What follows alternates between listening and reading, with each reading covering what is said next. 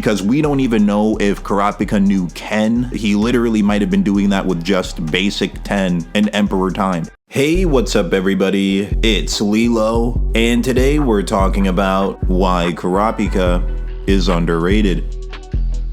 Stay steady in pursuit of your dreams and goals. You're born to win, you're made for greatness, and I definitely believe in you guys. Keep up the great work each and every day.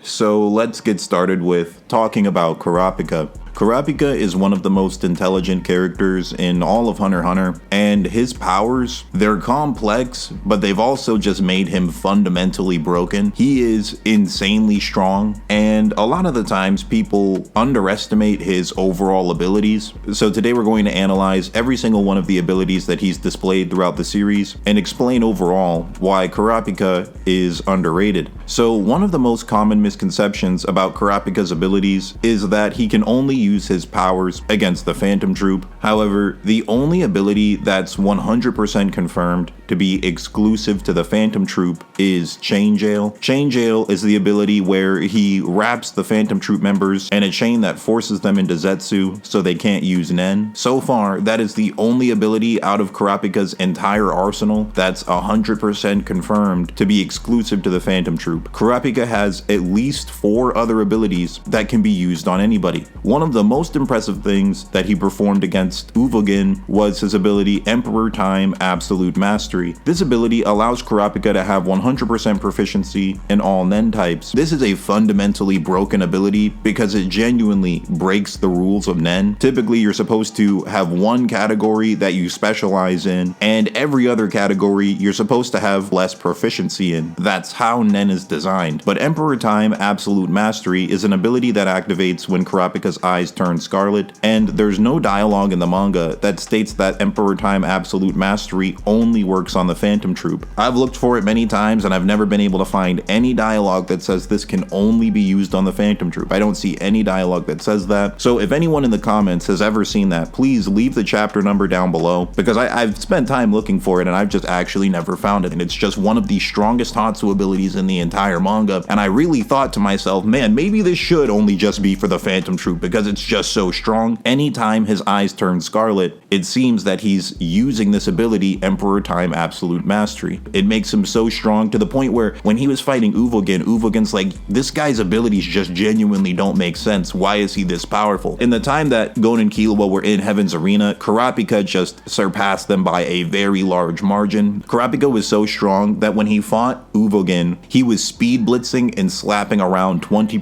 Uvogin and blocking punches from 20% Uvogin, and they did absolutely nothing to him. Then Uvogin went up to 50% and he was still just speed blitzing and slapping Uvogin around like nothing changed at all. This is an insane feat because we don't even know if Kurapika knew Ken. He literally might have been doing that with just basic 10 and Emperor Time. If Kurapika was doing this with just 10 and then he went on to learn Ken afterwards the same way that Gon and Killua did, you can make a strong argument for Kurapika having more durability than Uvogin, maybe even considerably more, because the difference between 10 defense and Ken defense is massive. 10 is just the basic Nen defense that Gon and Killua learned in Heaven's Arena. Ken is when you combine 10 and Ren together. We saw the difference in its strength during the Gon versus Knuckle fight. When Gon fought Knuckle, he said, if I wasn't using Ken, Knuckle would have knocked me out with one of his warm-up attacks. But using Ken, Gon was able to fight Knuckle for like 20 minutes straight. So like, it's a gigantic difference. It's a considerable multiplier to his strength. And if Kurapika is able to block 20% Uvogin punches at the start of the series with just 10 and feel nothing from it, and blitz 50% Uvogin, you give him Ken on top of that and he just becomes crazy. You really have a good argument for current Kurapika having just more durability than Uvogin overall. There's other arguments you can make too, like you can make the argument maybe Kurapika didn't even know Ko yet either, and they say that Ko can make you dozens of times stronger. It's like the amount of power he could potentially have even just using Emperor Time and boxing people is really crazy. And you factor in that aura output and aura capacity increase with training. Kurapika's aura capacity and aura output should continue to grow over time. He's so strong. He's actually insanely strong just using Emperor Time, not even using his chains. He's beating up a large portion of the verse. He has 4 different chains, 4 different Hatsu abilities that he can use on non-spiders. He can use these on anybody. So one of them is the Judgment chain, which is a one-shot ability. As long as he's using Emperor Time, he can pretty much one-shot anyone with this chain. He also gives them commands and they have to follow it or they just immediately die. He was able to take Chrollo's Nen away using this. The Phantom Troupe talk about this. Killing Kurapika would not have freed them from the Judgment Chain ability, specifically with the Phantom Troupe, because Kurapika hates them. If they killed Kurapika, they were afraid that the Judgment Chain would turn into post-mortem Nen and just become even more powerful. So it's debatable on whether or not it would do that to everybody, but it's up for debate, so let me know what you guys think in the comments. Another one of his abilities is the Steel Chain and the Dolphin Chain. I think this ability is actually meant to be a parallel to Chrollo because it steals other people's Hatsu abilities. Actually, I think Kurapika's entire moveset is meant to be a parallel to Chrollo's because they're both specialists. When Kurapika goes into Emperor Time, he becomes a specialist, and Chrollo is also a specialist. When Kurapika steals someone's ability, his Hatsu ability, the Steel Chain and the Dolphin Chain, it gives him information on how the ability works, and then he can use that person's Hatsu ability. Like, he actually just steals it from them so they don't have their Hatsu ability anymore, and Kurapika can use it himself. He completely drains them of aura, so he essentially forces them into Zetsu with this chain as well. Kind of makes up for the fact that he can't use Chain Jail on everybody because his Steel Chain will just force people into Zetsu anyway. Kurapika's very strong in a 1v1 fight, but this ability also makes him very strong as a team member, as like a support fighter, because he can steal people's Hatsu abilities and he can give that Hatsu ability to his teammates. This Hatsu ability might also be a parallel to Morena because Kurapika can, in theory, make a whole army of Nen users using this ability, because every time he steals a Hatsu ability and shares it with somebody else, it automatically awakens their ability to use Nen. And Morena also has an ability where she can create other Nen users. The Thumb Chain allows him to heal himself. He actually blocked a 100% Big Bang impact and then just healing himself immediately afterwards. Also, Kurapika has the ability where he can tell if people are lying. He does a very clever trick when he's fighting. He constantly carries chains around, so people assume that he's a manipulator, because when Kurapika's fighting, he's so powerful in Emperor Time. When he hits them with the normal chain, even Uvogin was like, there's so much aura in those chains, he has to be a manipulator. Like, any other kind of hunter would not be able to do that. So because Emperor Time is so strong, they just assume Kurapika's a manipulator. But what Kurapika's also doing is he has invisible chains. He has a second pair of chains that are just invisible that he conjures. He creates them out of Nen and he keeps them invisible using Een. Also, it's crazy that he learned Een in 6 months too. Gon and Killua have still never learned that. Throughout the whole series, they haven't learned that. But yeah, Kurapika's second pair of chains, he makes them invisible using Een, and he can sneak attack people with those. It works best with Chain Jail, but I wonder if he could use the other chain abilities with his invisible chain too. I don't know, maybe he could though, because he made Chain Jail invisible. So could he do the same thing with the other ones? Like, let's say he's fighting somebody using the same strategy he used against Uvogin. He's hitting them with like the super powerful normal chain, then he just hits them with the Steel Chain, an invisible Steel Chain. Could he do that? So the more I'm thinking about it, the more I'm thinking he might actually be able to do that. And if that's the case, I don't know, like, how do most people actually beat him, man? Like, how do you actually do it? Because the thing in Hunter x Hunter, right, you can typically beat people that are stronger than you if you're smarter than they are, or if you have more battle experience than they do. But Kurapika is kind of a different case because he's one of the smartest characters in the series right from the very beginning. He's implied to be even smarter than Killua. During the York New City arc, this is shown where Kurapika's the one creating plans and Killua's asking him like, hey, what should we do next? He's gotten to the point where he almost just seems like a Nen master, even though he's only had Nen for like 2 years at absolute most, somewhere in the range of like 1.5 to 2 years. When he talks about Nen, he seems like a Nen master. And he's also just teaching Nen to a lot of people. I'm not gonna lie, probably teaching him better than Wing, bro. He's kind of crazy, man. I don't know, like, how do you actually beat him? Most people who fight him, they're not going to outsmart him. It's just not gonna happen.